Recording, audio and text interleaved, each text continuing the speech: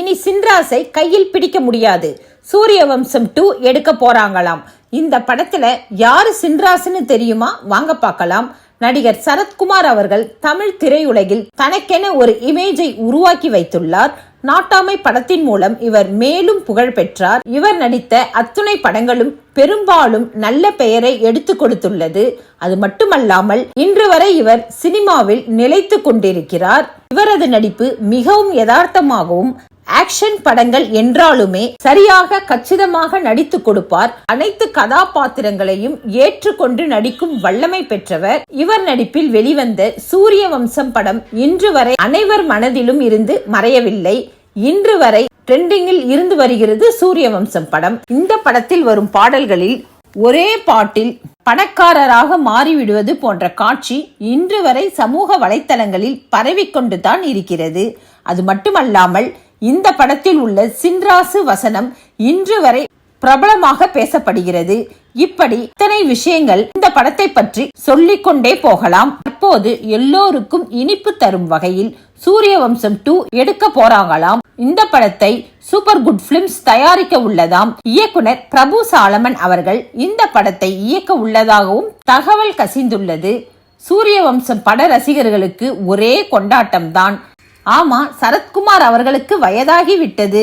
அப்போ அந்த சின்ராசு யாராக இருக்கும் என்று யோசித்தால் அந்த இடத்தை நிரப்ப நடிகர் ஜீவாவை தேர்வு செய்திருக்கிறார்களாம். அப்போ படம் கலகலப்பா இருக்கும்னு எதிர்பார்க்கப்படுகிறது. 9 வருடம் தாக்கு பிடித்து விட்டேன். விஷால் சொன்ன குட் நியூஸ் என்னன்னு பார்க்கலாம் வாங்க. நடிகர் விஷால் தற்போது லேட்டஸ்ட் தகவல் ஒன்றை பகிர்ந்துள்ளார். தமிழ் சினிமாவில் முன்னணி நடிகர்களில் ஒருவராக வலம் வருபவர் விஷால். இவரது நடிப்பில் மதகஜ ராஜா என்ற திரைப்படம் வெளியாகி மக்கள் மத்தியில் நல்ல வரவேற்பையும் அமோக வசூல் வேட்டையையும் நடத்தியிருந்தது. அதனைத் தொடர்ந்து தற்போது விஷால் 35 என்ற படத்தில் நடித்துள்ளார். ரவி அரசு இயக்கத்தில் சூப்பர் குட் பிலிம்ஸ் நிறுவனம் தயாரிப்பிலும் உருவாகி உள்ள இந்த படத்திற்கு ஜிவி பிரகாஷ் இசையமைக்க உள்ளார். கல்யாணி பிரியதர்ஷன் கதாநாயகியாக நடிக்க இருக்கிறார். இந்த படத்தின் மீதான எதிர்பார்ப்பு எக்கச்சக்கமாக இருந்து வரும் நிலையில் தற்போது விஷால் லேட்டஸ்ட் தகவல் ஒன்று பகிர்ந்துள்ளார். அதாவது 9 வருடங்கள் தாக்கு பிடித்து விட்டேன். இன்னும் 2 மாதங்கள் தான் இருக்கிறது. ஆகஸ்ட் 29ஆம் தேதி என் பிறந்த நாள் அன்று கண்டிப்பாக ஒரு நல்ல செய்தி உள்ளது. அது மட்டுமல்லாமல் நான் சொன்னபடி அந்த கட்டடம் தயாரானதும் முதல் திருமணம் என்னுடையதுதான் என்று தெரிவித்துள்ளார்.